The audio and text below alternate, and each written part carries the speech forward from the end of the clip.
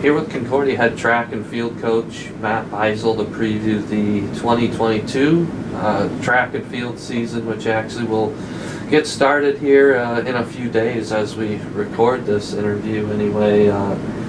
Certainly in the fall, your focus is on cross country more than anything, but how important is that kind of that fall training period for the whole track and field roster? And I'm sure your staff of assistants play a key role in kind of getting people prepared, but what have been maybe some observations that have come out of the fall so far? Well, we do an extensive, very robust fall track program for our non-distance runners, and hiring Ben Hinkfoot, who's an alum, a school record holder, a multi-time All-American, for our program to replace Coach Ernie, who had to leave last year at Christmas time, has been a big boost, because he and Coach Samuels are not only good friends, but they're really good working together. And so they spent all summer planning out what they hoped to be was the best fall training that we've done. They called it Fall of Fun, and not only put together progressions that would make sense to develop the athletes well physically and mentally, but also to do things that would build the team togetherness and dynamic, while also just making it enjoyable beyond what we've done in the past. And I think we were very successful with it. So I was able to observe a lot of it while I was in the middle of coaching cross country, and got to touch base with people. And so it was, I see some really cool things happening. We do testing a couple of times during the fall, and we call it fall testing, and it's about every 3 to 4 weeks, where we have a deload week, and then they do just measurements of explosive power and speed, like standing long jump and over the head back with a shot put, things like that. Phenomenal marks, not only from our returning athletes, but from our really great freshman class that came in this year. And then now we look ahead and we say, all right, what's going to happen with this meet coming up, and also the ones going forward? And as far as fall training goes, my distance kids, we had a lot of good things happen this fall, and I think everyone's really excited about what distance and middle distance is going to be able to contribute to the scoring effort as well at the conference and national level. Well, I don't know if you've had a chance to name captains or if that's part of the process for track, but what can you say, I guess, about the leadership that you see developing in the program? Yeah, we've tried different things with captains over the last few years, and what we're doing this year is within our event groups, letting natural leaders step up. And I went ahead and within my distance crew this fall, after we'd been together for about 6 weeks, and had my distance and middle distance kids nominate a guy and a girl who they thought had shown a lot of leadership that they respected. So Camden Cessna and Abby Deloach were named. I don't know if the other coaches have done that. I think we're handling it more event group by event group, but I do know that there are a lot of people within the sprints, jumps, hurdles, multis, pole vault, throws groups who do step up in leadership, particularly our older athletes. And again, it remains to be seen who those will be, but again, we've had great leadership from people like Sarah Lewis, or from Josie Pels on the women's side, for example, Sarah Ragland, and then Jacob Cornelio is gone, but we have other throwers like Chris Wren and so forth who have really been strong leaders, both by working and being there for their younger teammates, but also from a standpoint of putting it out there athletically and training hard. You look at Kate Kleckner, Jacob Jennings, guys like that. Well, with the women's program specifically, I think we've seen pretty incredible consistency the last few years, and a ton of conference championships and high national finishes. But does it kind of feel like maybe you're setting up for a continuation of what we've seen the last few years with the women's program? One can only hope so. I feel like we're in a good position. We did graduate some heavy hitters last year. You think of Elizabeth Stottlemyre, who won a national title for us in the javelin. We lost Addie and Beth Shaw, both people who have really contributed and done a great job both at the conference and the national level, Jacob Cornelio. So these were some big point scores for us. But at the same time, we're returning other really talented, accomplished athletes, and we have some freshmen and transfers coming in who I think are going to be immediate contributors. So you really can't tell what's going to happen between now and indoor nationals and now in May, but I'm really hopeful on both sides that we're going to be able to continue to compete for a conference title and also place really well at nationals. Well, they're just keeping with the women's program first. Some incredible standouts returning. You've mentioned some of them: Rachel Battershell, Sarah Lewis, Josie Pels have all done some great things, and the list goes on beyond them too. But what can you say kind of about the example that those kind of people have set for the rest of the program? Well, again, leadership comes from two things. It comes from being able to step up and do the work and be an example in the way that you put yourself out there and get after it hard every day, because that is something that is carefully observed by the other athletes on the team. If you're out there working hard and then the success comes, that definitely sends a message. But these are also people who have really huge hearts, who are encouraging, who are great friends, who love their teammates, and then you've got to have both of those in order to really step up and be a leader in a program like this. And we have a lot of people who can do that. And so, you know, I mean, that's something that we recruit for. And again, there are people who are quiet leaders who don't put themselves out there, who yet still in their own way are a part of the cement that holds our team together. As for the men, I know you mentioned a few things. And a 12th place national finish in indoor last year. What are you maybe most excited about with this men's team as a whole? Well, we have some throwers who have really developed over the last year.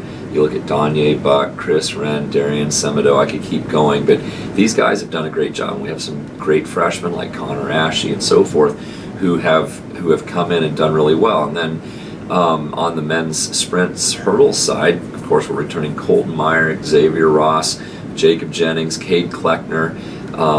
And again, I will forget people because I'm not referring to a list, and we have a big squad. On the jump side, you know, and jump sprint side, you've got Joel Rathie, Cade Lutz. You've got on the vault side, Zach Bennett, Chase Berry, Tice Haruza, and some of these other people who are going to be big contributors. And you know, so these are the bits and pieces. And then on the distance side, Camden and Calvin, we did a time trial the other day, and they were incredible. Just from a returning standpoint, and that's not even looking at the incoming transfers and freshmen who already are showing they're going to be right up there helping us on relays individually and so forth. But yeah, I mean, one of the guys that I think we should all look out for is a guy named Mark Cook, who went to high school in New Jersey. He graduated a long time ago from high school. He ended up going to Eastern Michigan or Western Michigan, I can't remember which one, for 2 years, and his 400 PR and his 400 hurdles PR are right along our school record.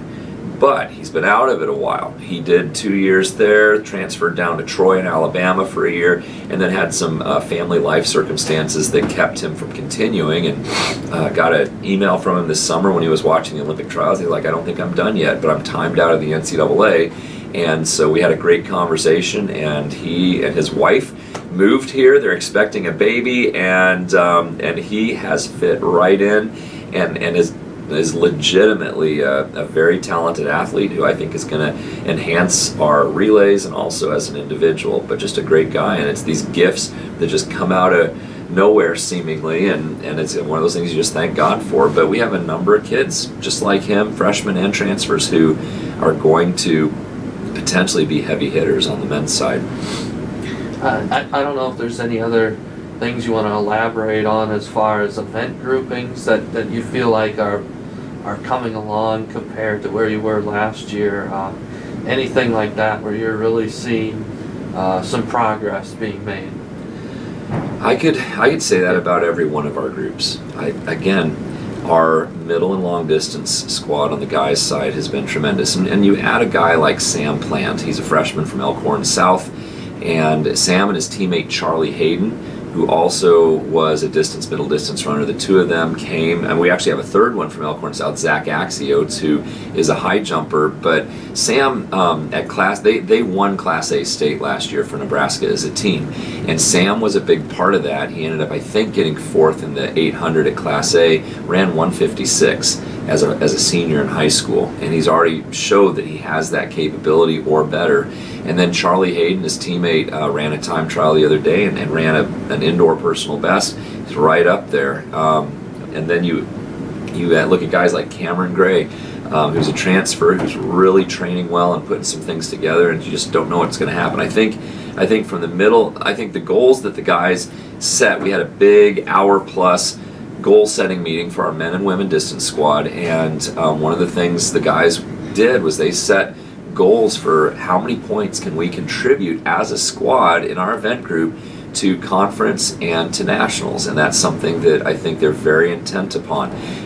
Again, haven't had as much contact with the hurdlers, sprinters, throwers, vaulters, jumpers, but I watch them work every day. I can tell from talking with Coach Samuels, Coach Barry, Coach McLaughlin, and Coach Hinkfoot that they are very excited and optimistic about what their guys can do. How about as far as team chemistry? You talk about the team building activities and giving individuals opportunities to talk about their faith and things like that. How do you see that as kind of forming a part of forming a successful program and culture? I think it's essential, and it's something that we do really well. And again, with a group our size, it's difficult to get the entire group together for whole team activities, but this fall we did our traditional Halloween costume contest and then split them randomly into relay groups of about 14 per team, with making sure that throwers and jumpers and distance runners were all in the mix, and did these crazy relay races like bobbing for apples and ring toss and three-legged races and stuff, just fun stuff. And so we got to do that together, and then a few weeks later we did our annual double elimination dodgeball tournament, where once again we divided the teams randomly so that you had a mix of kids from every event group, guys and girls, who were on teams together. And so we worked to do that. Another thing that our kids do a great job of, more within the event groups, is that they will do things together. I know that I speak for the distance runners. There are breakfasts. There's, like, the girls' entire distance squad had a Friendsgiving over at one of the local parents' houses the other day, and that's been a huge bonding thing. And I know that happens with the throwers and things like that.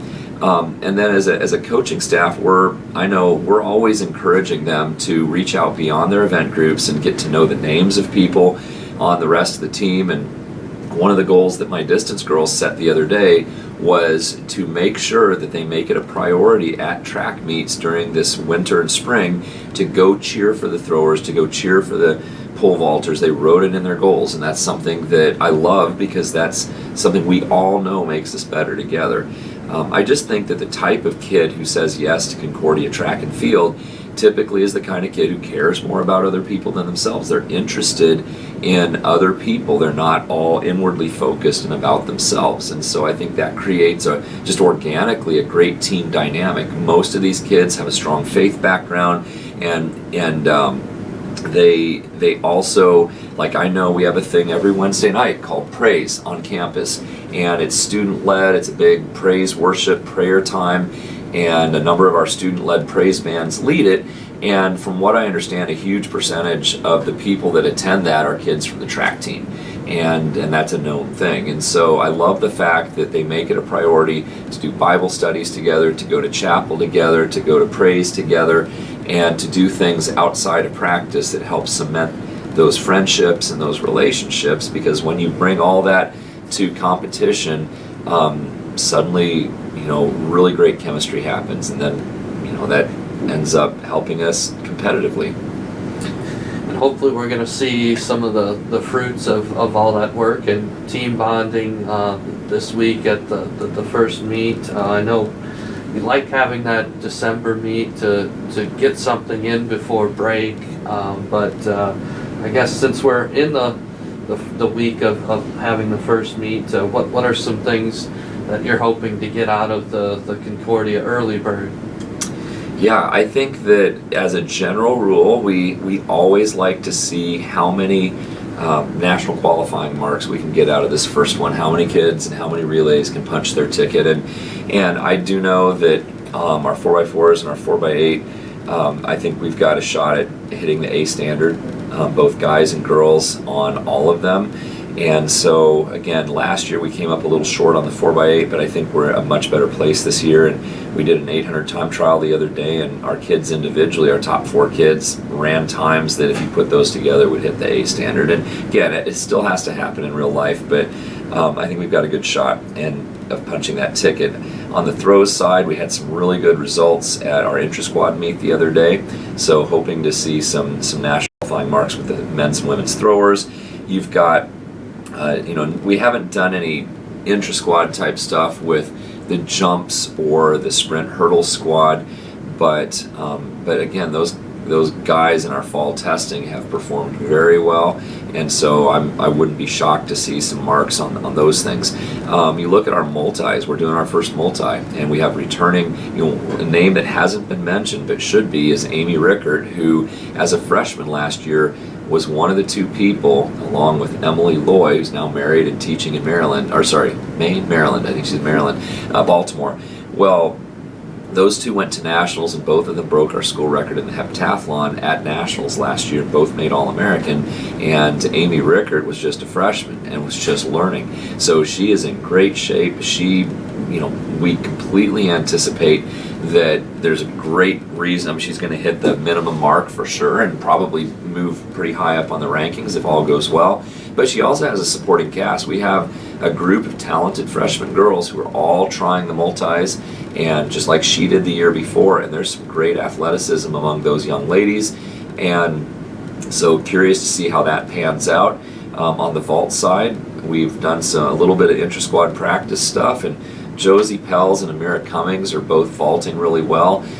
Erin Mapson is working through some different things, so she's kind of, even last year it takes different athletes different amounts of times to really get in their groove, and last year it was after we got back from break, and again, she may hit it this coming weekend, she may hit it later, but we have between Erin and Amira and Josie 3 very strong people. We've got a little bit of injury issue on our guys' side for the vaulters, but we could still see some qualifying marks happen. And I'm probably forgetting people, but I feel like that is always the goal, is to punch those national marks and to get some things taken care of there. I'm a big believer in the importance of an early bird meet because it does one of 2 things. Whoever you are as an athlete, if you don't have the performance you want, then in my opinion that should motivate you to make sure you work hard over break so that you can get closer to what you want to be by the time you get back.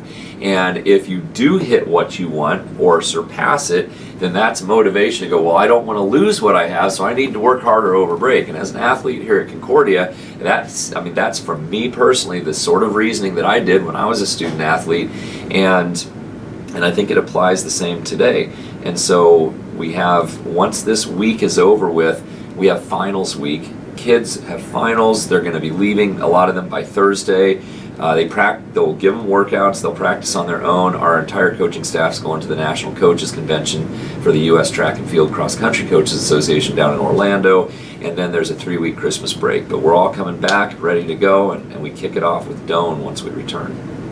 And last thing, I know expectations are always high, especially when you have programs that have won conference championships, but what do you talk about in terms of those expectations for this year and competing in always a really tough conference for track and field?